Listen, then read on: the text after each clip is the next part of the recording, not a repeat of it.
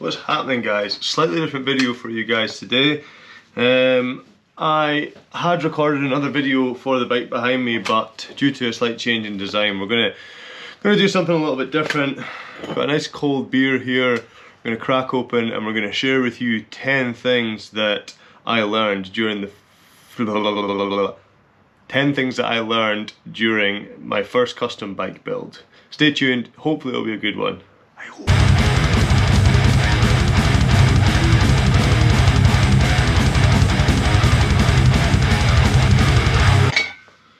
Been a while since I've had a bevy whilst I record a video. This one here is a triple from one of my loyal fans. You know you've made it when you get sent beer. Thank you, Sam.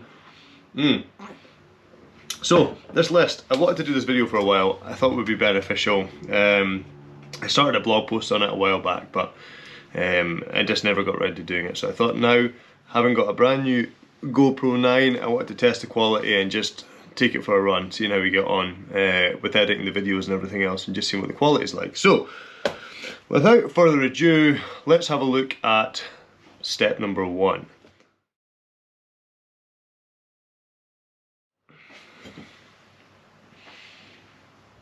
Oh god, that's good.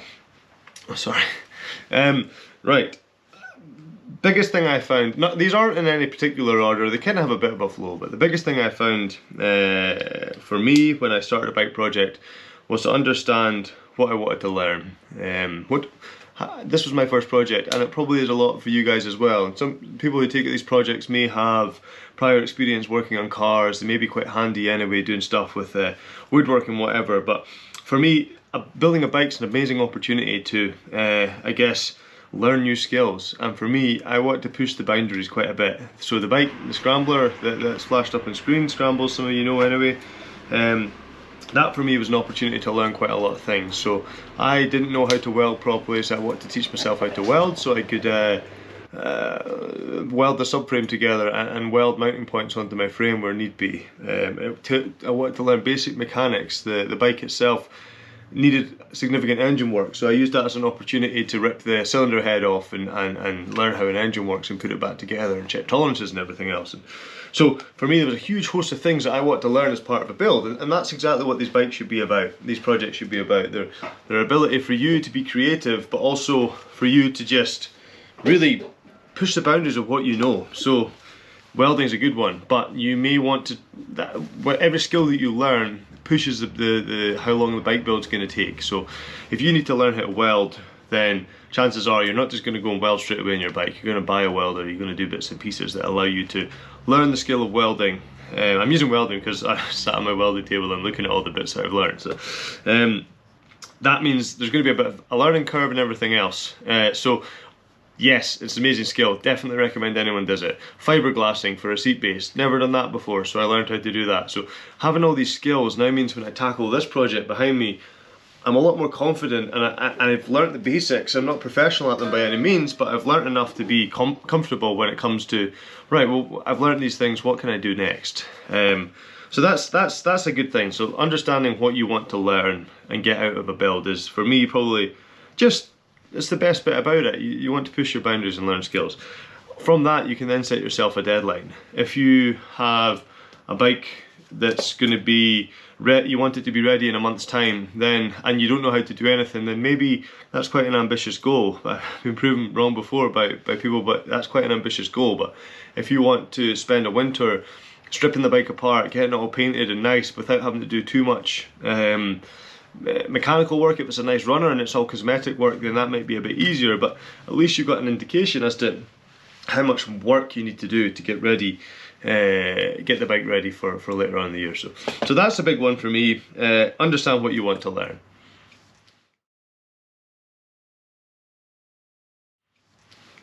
Number 2. Oh, sweet, delicious, tasting nectar. The bike type has a big part to play, I think, bike selection. So behind me is a 1979 Yamaha XS750. That over there is a Yamaha TT600 1989. these bikes, they're older. The complexity of them is not, it's not a brand new bike at the factory. It's not got an engine management system that will shit the bed if you try to remove a light and all this kind of thing. So for people starting, they're a little bit easier to understand. The wiring circuits are quite straightforward. The engines themselves are quite straightforward. They're both air cooled. That makes it a little bit more straightforward. If you go for, say, a more modern late 90s sport bike, for example, then the frame doesn't look like that. The frame's a more integral part of the build. It's quite a, there's a huge big chunk of things that, as a beginner with limited maybe fabrication skills, you might struggle to make a subframe that really allows that to fit, to get the flow of the bike that you want. Or you might struggle to get another tank to fit, because the tank very much fits over this big streamlined monocoque-esque chassis that these new bikes come out with. So bike selection, I think, is quite important. And then also, yes, some people get bikes, some people are given bikes, some people will find bikes in barns, some people find bikes the only thing that's close to them, and they have to buy it. And you can make do, you can customize anything really, but depends what you want out of the project again. But for me, I would say try and get something a little bit older, try to get something maybe air cooled, but that's not the end of the world. But try and get something that the frame, you can kind of get an indication as to what that's going to look like. Another helpful tip when selecting a bike, now this is something I use as inspiration. You've got the likes of Pipeburn, Bike Exif, Bikebound, and some of these other websites, and you can just quickly see what's been done before. Not to say, I mean, your first bike, unless you're particularly skilled, probably isn't going to be something that paves the way as a bike that's never been modified before. You're probably going to rely on something that's been done before. Now, there's no shame in that. I use plenty of XT600s and NX650s as inspiration for what I can do to my bike. So by understanding what's been done before on other bikes, you know it's feasible. So for me, bike selection, knowing there's a surrounding for bits and bobs of bikes that have been worked on in the past, there tends to be a bit of a following. We'll go on to the following of certain bikes later on, but we don't have to talk about that right now. That's point 8 or 9. But if people have done it before, there tends to be a lot of people that have done it. Look at all the BMW R80s. Now, if you've got one of them, good on you. That's a good bike to start with. There's so much information. There's so many people working on them. Harley Davidsons. They may not be the most common cafe racer, but there's enough people that have worked on them over the years that you know there'll be a good support mechanism down the line, which we can talk about that in a little bit more detail. But selecting the bike is, I think, quite important. If you've got what you got, then that's fine too, don't worry about it. But if you have the option, try to choose something that's going to make your job a little bit easier.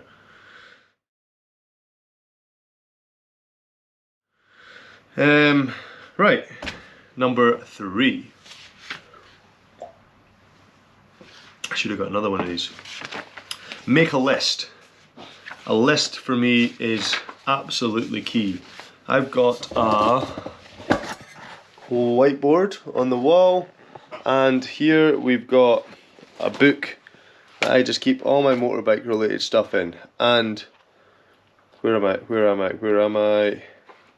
Key to that is something which I probably should have found before. This list.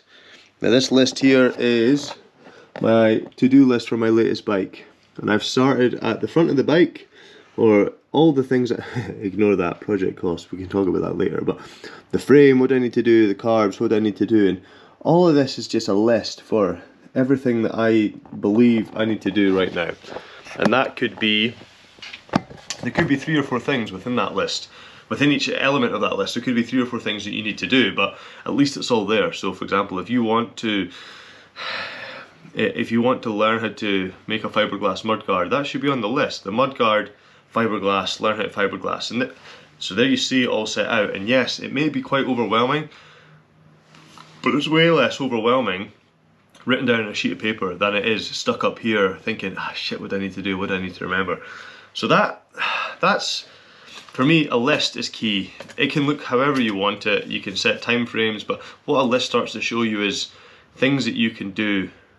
So if you're going to be doing certain things, you can start to understand how, at what point in the project that list needs to be executed. So there's little point in dismantling your bike and sending it away for powder coating if you've not done your cafe racer loop. It sounds silly, but that's something that Okay, we need to do that first before we strip the bike apart. Whilst the bike's apart and everything's getting painted, we can do the engine work. We can do any overhaul on the engine. Once the bike's back together, we can then focus on getting the electrics and everything else sorted. So I think a list for sure is very, very beneficial. I wasn't very good. I used my whiteboard, but I wasn't very good at always going back to my list for building that bike. For this one that I'm currently building, I'm sticking rigidly to the list, and it seems to be helping a lot. That's why it's taking forever. But anyway, so list is a good one.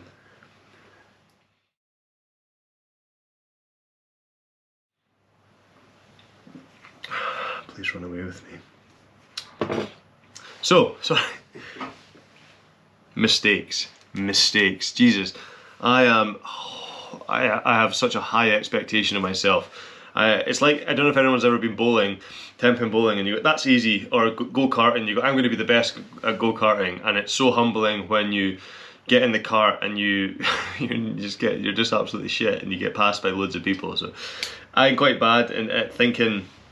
I have really high expectations of myself, so if things aren't perfect, I'll do them again until they're a little bit better. But being your first bike, you're going to make a lot of mistakes. I've junked cylinder heads, I've buggered up exhaust systems, I've almost junked a frame. I luckily managed to save it.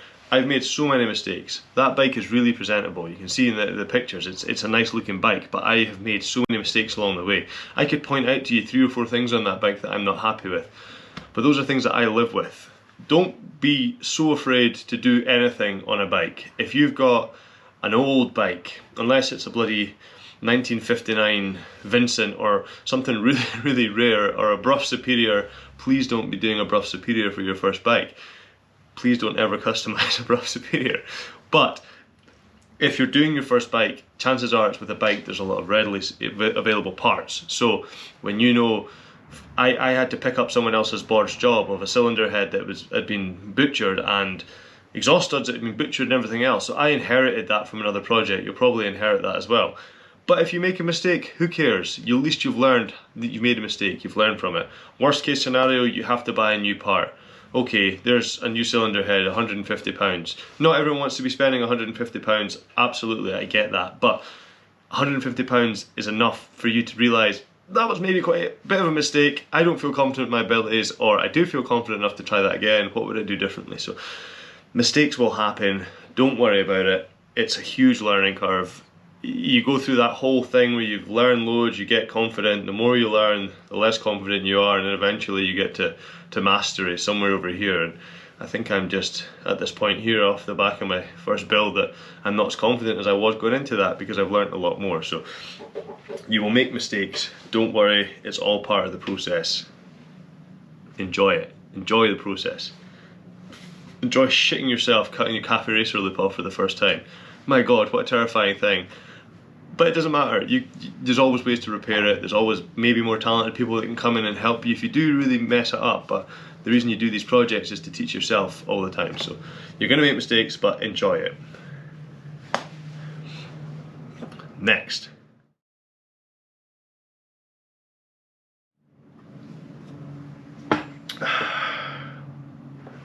Try to get the bike running before you disassemble it. If you bought it as a barn find, take the carbs off, have a look at them, try and clean them up, get a new battery or charge the battery, get some fresh fuel, try and get it started.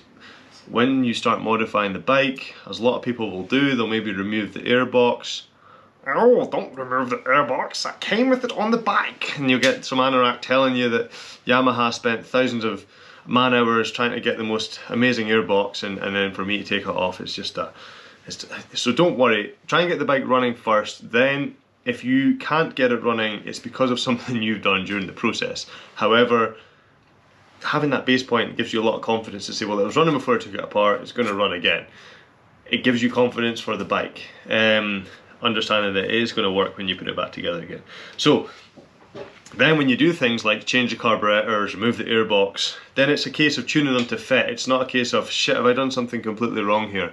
Or did this bike ever run? Or have I done some... So at least you've got the confidence before you take it apart. So I would say that's a pretty... If you can do it, me personally, this bike was running before I took it apart.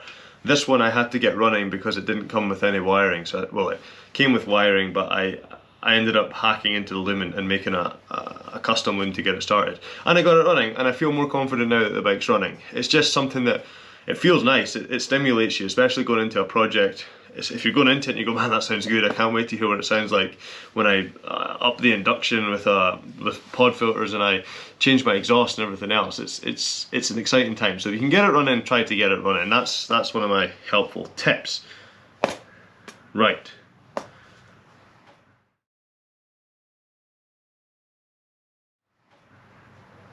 Electrics aren't scary. I know a lot of people freak out about them. Me personally, I also freaked out about them until you just get started and you do it. And for that bike, I didn't use a B-box, I didn't use anything else. I just looked at the wiring loom and then built my own, simplified. And it's not, you can look at these things and you say, everything's on there, serves a purpose for a reason. It has to be grounded and it has to send a signal to whatever you're doing. So if you've got a button on your handlebar, that's causing a function. Whatever function that's causing will have a correlation somewhere else on the bike. If you indicate right, then there'll be wires that go to the right indicators. And if all you're caring about right now is getting the bike to indicate right, that's all you need to care about. A lot of people see these big spaghetti looms and go, holy shit, I don't know what I'm doing. And I was the same. But having done wiring, yes, dealing with existing wiring, it's not the nicest, but it's also, you can manage it if you take your time and don't let the overwhelm get to you. It's a little bit like when you learn something new for the first time. You look at it, all the way through the bike build actually, there's so many things you do for the first time and you think, this is so difficult, I can't do this. Then in reality you take a minute and go, actually this isn't that bad. So for me, electrics are one of those things. I used to be overwhelmed by them, but trust me, they're not. You can make them work and you can do a good job of making them neat. There's units like the B-Box and the Moto Gadget M unit which help make wiring a lot easier, and there's so many good resources online. What are they called again?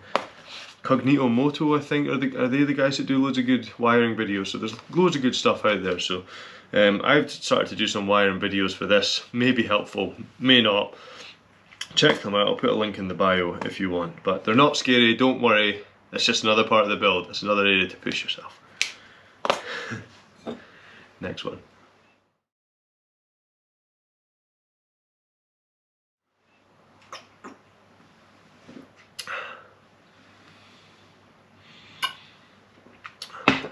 People are dicks.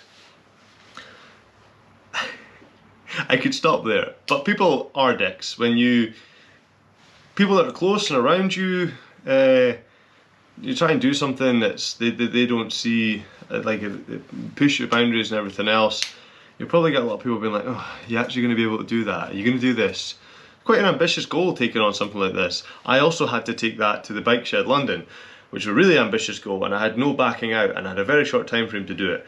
And there was a lot of people that, who I thought would be more supportive, but just were arseholes really, which was, it's a shame. I just didn't really understand it, and that was people that were quite close to me and just had a lack of faith, and that was a tight deadline and everything else. But you kind of start to find that, yeah, if you do these things, there'll be people that kind of stick their nose up a little bit. A lot of armchair critics that have a better idea as to how they can do things, having never even welded something in their life or picked up a spanner in their life. So yes, don't get me wrong, there's a lot of helpful people, and you need to find your community.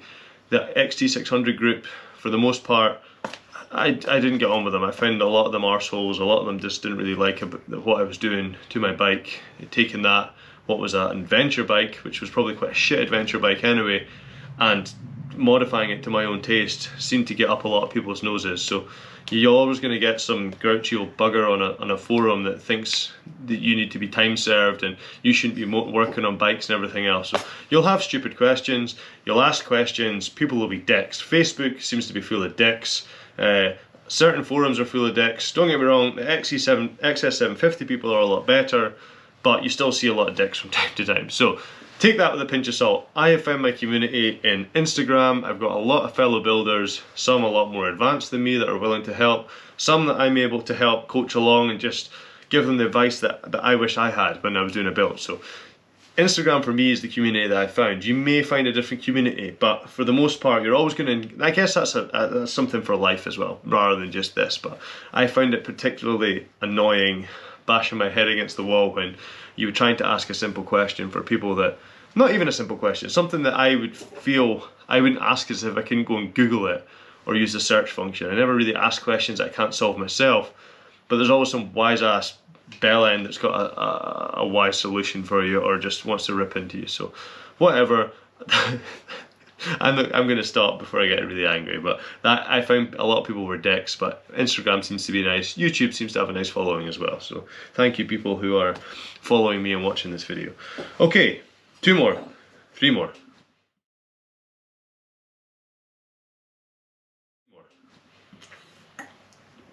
Amazon Prime does not exist for bikes. You cannot say, I need this tomorrow, send it to me tomorrow. Or if you do need that and you go to a bike shop and you get parts, then it's going to cost you a shitload. There's a shop called Fowler's in the UK. I'm pretty sure I funded the entire company's Christmas night out with all the parts that I was buying, with all the next day delivery charges that I needed to get that bike finished on a budget. If you can, find eBay is quite useful, new old stock, trying to get parts diagrams and just seeing what the part number is, and then you can get that part number. Maybe someone has it new old stock online, and that's quite useful. But for the most part, Amazon Prime doesn't exist. People don't work to your schedule. The supply chain doesn't work to your schedule. The painter isn't going to turn your job around first. He's got loads of other stuff to do. The powder coater is busy doing other stuff. You're not the first one in the line. So for me, with a tight deadline, that was something I struggled with. If you've not got a tight deadline, you may find that less of a risk, a stress, to be honest. But it's worth bearing in mind. There's eBay. eBay does help, but then sometimes when you can get parts quickly, they tend to be of shitter quality and whatnot. So just worth bearing in mind. There's not I need this tomorrow, next day delivery for free like you do get on Amazon Prime. However, there are loads of places around you. I mean, I found in Aberdeen, where I'm based, there was loads and loads of cool places that were able to help support my project. There was a fastening shop called Grampian Fastenings that sells nuts, bolts, screws, everything you need. The welding shop near me has been a great resource. They provide all my bits and bobs for me, and it's nice to shop locally. But I mean, all the Grampian Fastenings, they provided all the engine bolts for that, because I was able just to measure the bolts that I need, send them a list, and they said about 1/10 of the cost as it would have cost me from a Yamaha dealer, and they were all stainless bolts. So it's, yes, cylinder head bolts, critical parts to the bike, you'll need to go to the main dealer or get some official ones, but everything else, there's always other ways and means to try and source parts. Okay. Next.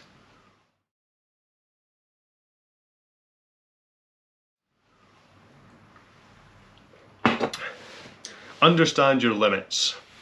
And I know I started this video saying, understand what you want to learn. So if you want to learn painting, seat upholstery, all these things, that's amazing. Go and do it. If you want to take your bike to a show and you want everyone, unless you're very, very good, people will be able to tell that you've made your own seat. And for me, that's not, I didn't spend all the time in the world for me to try and half-ass a paint job when someone who does it for a living to a very, very high standard can give me the standard that I want. Everything else, I feel comfortable about the quality I can get and provide. I'm quite happy with my attention to detail. With trying to upholster my own seat, I got someone to make that for me, a very skilled upholsterer in Aberdeen here. And the results are amazing. They're really, really good.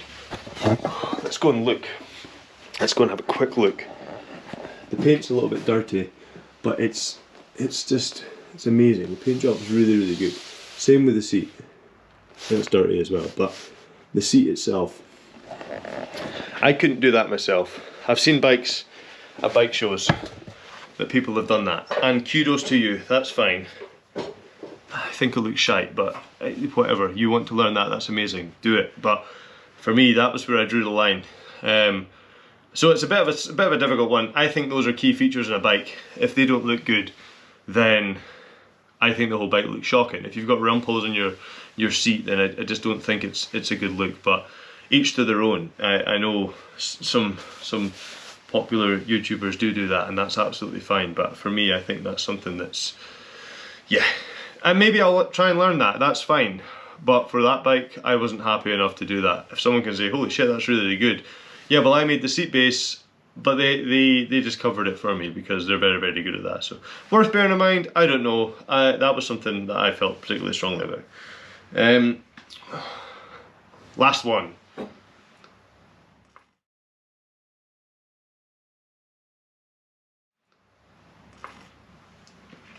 Take your budget and throw it out the window. Take your budget and multiply it by a factor. Budget's always a difficult one. It's an unspoken one. You'll pay a lot for a custom bike. You'll pay a lot to have someone make you a bike, and to even build your own bike, you'll pay a lot. All these things stack up. You don't want. If you're taking the thing apart, there's no point in not changing the consumables, like the bearings and the serviceable parts, and that adds up. There's no point in not putting nice new tyres on it. There's no point in not putting a nice clean freshly painted tank on. Yes, there's different phases of a build and there's different levels of a build, and you've got to make it work to your budget. I absolutely get that, but certain bikes, this one's probably going to be more expensive than I would like it to be as well. That's fine, I've accepted that fate. When you're doing your first bike, there's so much capital investment. You'll likely have to buy a welder. You'll likely have to buy loads of tools if you've not already got them. You just need all these consumable parts that start to amass, and people forget that. And capital expenditure, yes, for your second bike you've already bought it, so it should be cheaper, but you still had to fish out a shitload of money up front. So I think that's something worth bearing in mind. Budget is definitely. I started to try to keep a budget. I don't know how much that cost me in the end, purely because I threw a lot of money at it in terms of getting new wheels for the bike shed. If I was going to have 15,000 people look at it or whatever it was, I wanted them to look good. Could I have done that cheaper? Yes, but not by much. And the initial purchase price of the bike as well, unless you've managed to get a really, really good deal and it's a really rusty, tired old bike that you need to bring back to life, well then what you save in bits, in bike cost, you then have to maybe add in bits that you need to service and do up and change and everything else. So worth bearing in mind. Oh my god, this video is 25 minutes long, 26 minutes. Okay, closing statement. It is all worth it. It is amazing when you get out on that bike for the first time, when you get it through its test, its MOT, or if you take it to a show, you turn it on and it sounds amazing. Everything that you've learned. It's also absolutely terrifying, don't get me wrong. Hopping onto a bike that you've built is shit scary. Regardless of how good a mechanic you are, have I bled my brakes properly? Have I attached the wheel properly? There's all these things that are just absolutely terrifying. I shat my pants first time I went on the bike, but then when you rip open the throttle and it sounds so good, you've done all that work to it, you've put it back together and you've given it a new lease of life, and you can be really, really proud of yourself that you've done it. So hopefully this very short, now almost 27-minute video is of use to you. I know some of you who follow me haven't started your own project yet. I know some of you are halfway through it and you've been asking me for help. Hopefully it helps. If you've got any of your own hints, put them in the comments. Everyone that's reading them, all 5 of you that read this, will really benefit from reading each other's comments. So really appreciate you taking the time to watch it if you've made it this far. If so, yeah, just give me a like. That would be cool. That kind of helps. Subscribe as well if you want. And we shall see you in the next video when we're working on this bad boy again. Take it easy, guys. See you soon.